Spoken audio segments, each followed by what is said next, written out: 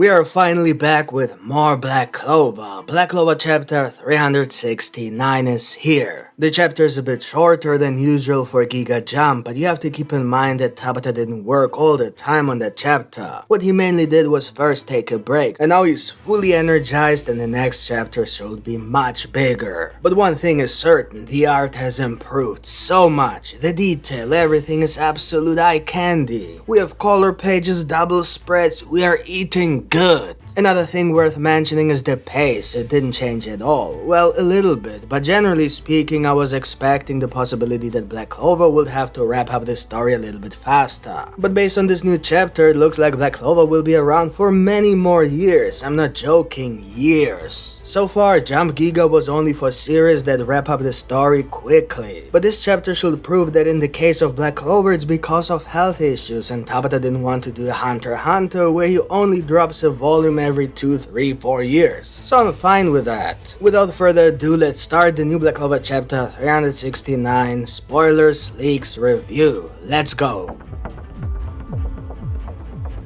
Before we start, there isn't much to say, but I will still review it nonetheless because Black Clover. And for all Black Clover Yunami fans, I highly recommend you Boruto. The time skip is so insane. It reminds me so much of Black Clover. I make a bunch of videos, it's so much fun. So if you miss Black Clover, Boruto is a good series. Anyway, the chapter begins with a confrontation between Asta Yuno and Lucius the Gratis. But before that, let's talk about the double spread color page because I noticed possible foreshadowing here. If you look at how the characters are placed, they kind of reflect certain connections to the other page. For example, Asta and Yuno obviously tag team, then Locke and Magna tag team, then we see Mary Leona, on the other side Morris, who was hinted at to be her opponent. The same goes for Noelle and her mother. What's really intriguing is that Nacht is matching with Ichika and he was also reacting kind of strange when he saw her, and you know I won't trust Nacht until the end of this series. He's the type of character who can drop a bump at the end. Then we also see William, who will match with Lysita. I don't know. If Lysita returns, then certainly to fight Lib and Asta, but who knows, there could always be certain fights before facing the main fight. What this could also mean is foreshadowing the fact that Lysita will return, and as we know, the only way she can is as a paladin. And I believe William was also pretty injured at some point, which could imply that if he is the parallel depiction of Lysita, that he will also turn into a paladin soon. We also see a Dramalek with nomads, which also makes somehow sense and could foreshadow that he is actually planning something separately, which was also hinted at by one of Tabata's arts when he mentioned that Dramalek is up to something, up to no good, huh? I had the theory that he is actually planning to infiltrate the cocoons, which are responsible for the paladin spell, and change it so that the devils will return and become the main villains with the help of Beelzebub and his soul pact with, I forgot his name,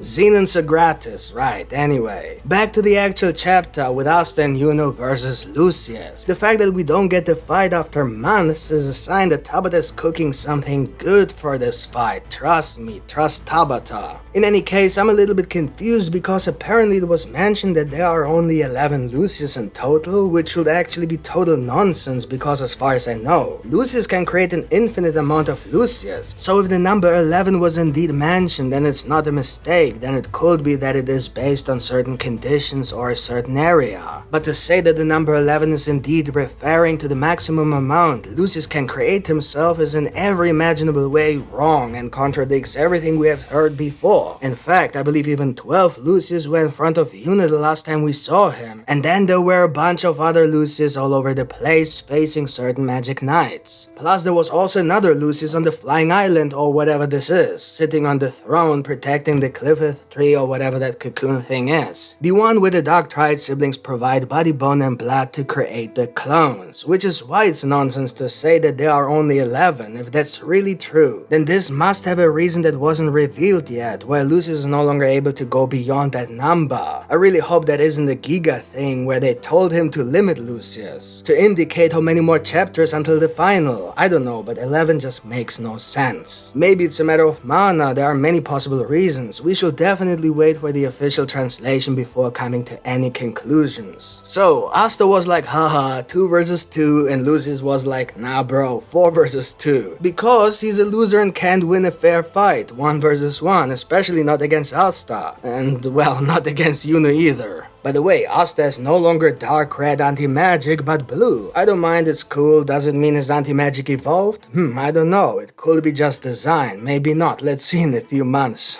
But anyway, that's what I'm talking about. He can simply create more Lucius out of nowhere, just like he did here. That's how it's supposed to be. That's how it was explained. Otherwise, the healing of the paladin should be equally limited because it's based on the same principle. The magic of the Dark Triad. If there's a limit, there couldn't be more paladins. Every resurrected person received an artificial body just like the Lucius clones, so yeah. Then there's a flashback showing Asta introducing Ichika as Yami's sister. Obviously nobody knew that, indicating that Yami maybe has a huge secret. There certainly is a reason. It would be crazy if Yami can't remember his own sister, which would mean that Lucius erased his memories. Then we would have to assume that someone in the Land of the Sun is working with Lucius. It doesn't have to be real, but it's a fact that Yami couldn't just go on a boat and end up in the Clover Kingdom. It was clearly confirmed to be impossible, which is why they had to basically summon Asta instead of him just flying with light speed like he did from the Clover Kingdom in just a few minutes or seconds straight to the Spade Kingdom. And by the way, what I personally didn't like about this scene and believe to be a missed opportunity is not seeing Ichika going to her knees and praying to Charmy. Like, come on, that's your god right here. What are you doing? She provides food. By the way, Charmy is the earth spirit. I actually plan to make a video about it, but the script is so long I'm mentally incapable of putting everything together and do a video about this. Just trust me, I did the research. She's most likely a gnome and not a dwarf.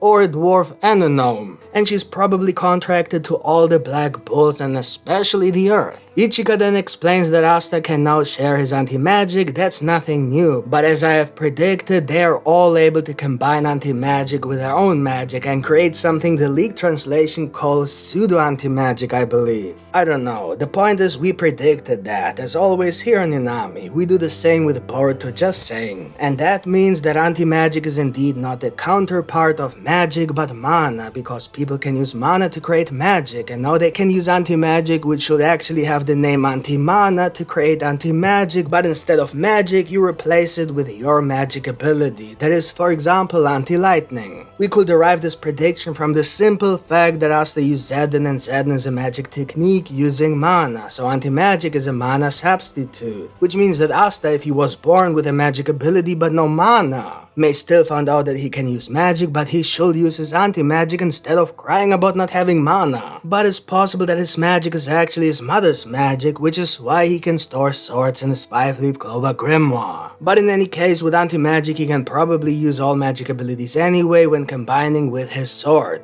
As we have seen in the dungeon, although back then it wasn't anti-water, but you get the idea. The only thing to consider when using anti-magic is that Asta, just like anyone else, doesn't have an infinite amount of anti-magic, so they are forced to save it for finisher moves, so to speak. It completely depends on how they distribute it. The rule is a maximum of 2 big attacks. And Luck is not wasting any time. He goes beast mode, black lightning, ultimate magic. Lucius immediately understands what is happening, but has at first no doubt that he can handle it. However, his arrogance quickly vanishes once the goat Magna appears and slaps the good old soul chain deathmatch anti-magic style, the same technique that defeated Dante, right on Lucius. But, and that's another prediction that I made, he shares it with Luck. So Lucius' mana is now divided into 3. Magna did actually use Soul Chain Deathmatch on multiple other wannabe paladin angels, which is pretty crazy. If you learn to do that like a casual fireball, this man is one of the most powerful people. He could literally win against anyone with the right strategy. This is insane, because if he can use one connector on himself on multiple people, he would always end up the strongest on the battlefield. And it's proven right here and there, because only because of Soul Chain Deathmatch are they able to embarrass Lucius gratis. Don't forget, Magna defeated Dante, a stronger Dante than the one who almost defeated Asta and Yami together. Like, if Magna improves this technique, he's unstoppable. So yes, Magna has a freaking Wizard King level technique. He's so unlucky that he doesn't have an insane magic ability and not so much mana and magic. He's also not that talented, but boy is he smart.